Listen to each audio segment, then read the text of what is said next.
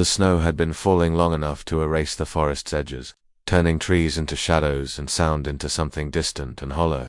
And in the middle of that frozen silence, the pregnant wolf finally staggered, her steps slowing not from fear but from exhaustion so deep it pulled her down, her body heavy with unborn life and weeks of hunger. And when her legs gave way, she didn't cry out or struggle, she simply sank into the snow, her breath thin and uneven as flakes gathered on her fur. The storm already trying to claim her, yet her eyes stayed open, scanning forward through the white, not for prey or shelter, she knew, but for something unfamiliar. A rigid shape breaking the wilderness, straight lines where no lines should be, and every instinct she had screamed to turn away because humans had never meant safety. But inside her the pups shifted, and that movement changed everything, forcing her to rise again on shaking legs. Each step slow and painful as she dragged herself across the clearing, stopping often, leaning into the wind to stay upright, until her strength failed just short of the door and she collapsed against it, her side pressed to the cold wood, her breathing shallow, and she did not howl or scratch or bare her teeth. She simply waited,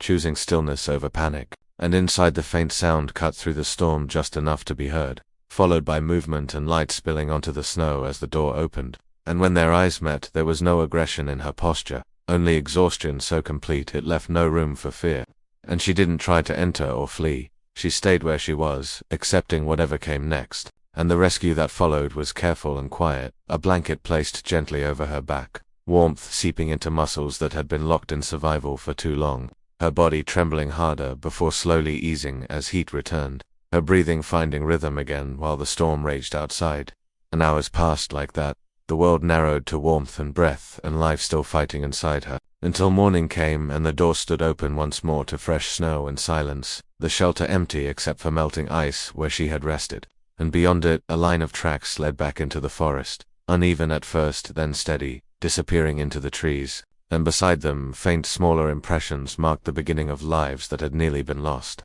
Proof that she had stayed only as long as necessary, taken only what she needed, and returned to the wild without looking back, leaving behind a moment that no one expected and a choice that turned instinct into survival. As somewhere beyond the trees, a mother wolf moved forward into the white, alive, carrying her future with her,